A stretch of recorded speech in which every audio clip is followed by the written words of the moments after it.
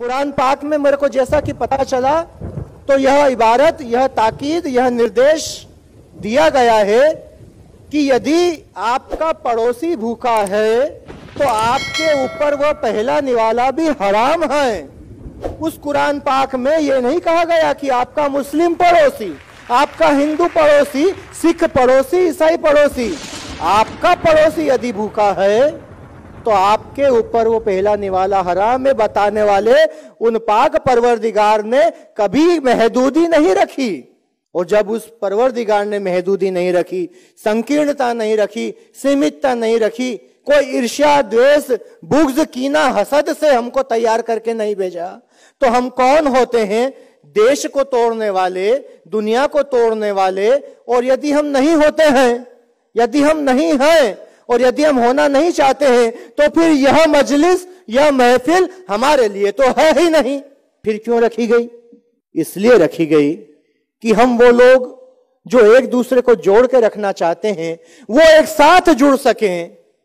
एक कारवा, एक सैलाब, एक लब्बो-लुआब इस महफिल के माध्यम से दिख सके, सब एक दूसरे से मिल सकें कि कोई पूरब में रहता है, कोई पश्चिम में रहता है, कोई मशरिक में रहता है, कोई मगरिब में रहता है, कोई शिमाए में रहता है, कोई जुमूल में रहता है। इस पूरब, पश्चिम, उत्तर, दक्षिण, आग्नेय, नैऋत्य, वायु, ईशान, धरती, आसमान, ये जो 10 दिशाएं हमारे लिए मुकर्रर की गई है, उसमें रहने वाले हम सब इसी कौमी यकजहती को लेकर के जो जी रहे हैं, कम से कम हम उनसे तो मिल पाए ऐसे आयोजन, ऐसे सेमिनार, ऐसे कॉन्फ्रेंस के द्वारा।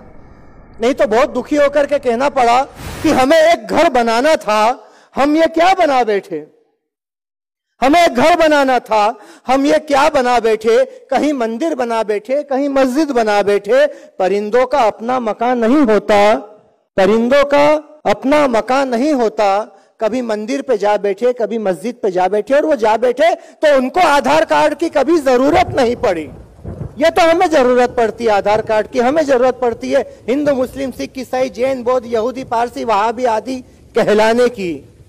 जिस दिन हम सब केवल और केवल एक इंसान कहलाने लग जाएंगे, वो हमारे लिए आधार कार्ड से बढ़कर उस परमेश्वर के द्वारा दिया गया परम आधार कार्ड होगा। और जब हमारे पास में वो परम आधार कार्ड होगा, तब मेरा वह दोस्त बड़े शान से, फक्र से कह सकेगा कि मंदिर तोड़ो, मस्जिद तोड़ो, इसमें नहीं मुजाका है। दिल मत तोड़ो यार किसी का, ये घर खास खुदा का है।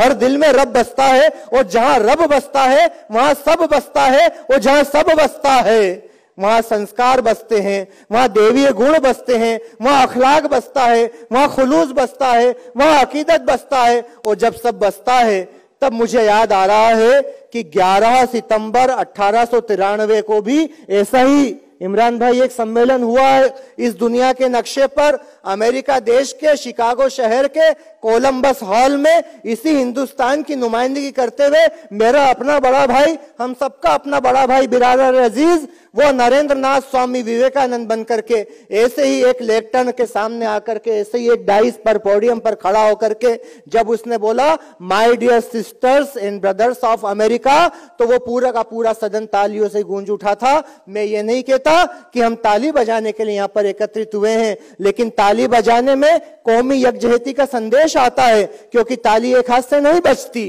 ताली 2 हाथ से बजती है। और 2 हाथ से बजने का मतलब होता है कि हम एक दूसरे से जुड़े, क्योंकि किसी ने कहा है कि पूरी धरा जो साथ दे तो और बात है, पर तू जरा भी साथ दे तो और बात है। चलने को तो एक पैर से भी चल रहे हैं लोग, पर दूसरा जो साथ दे तो और बात है। बहुत बहुत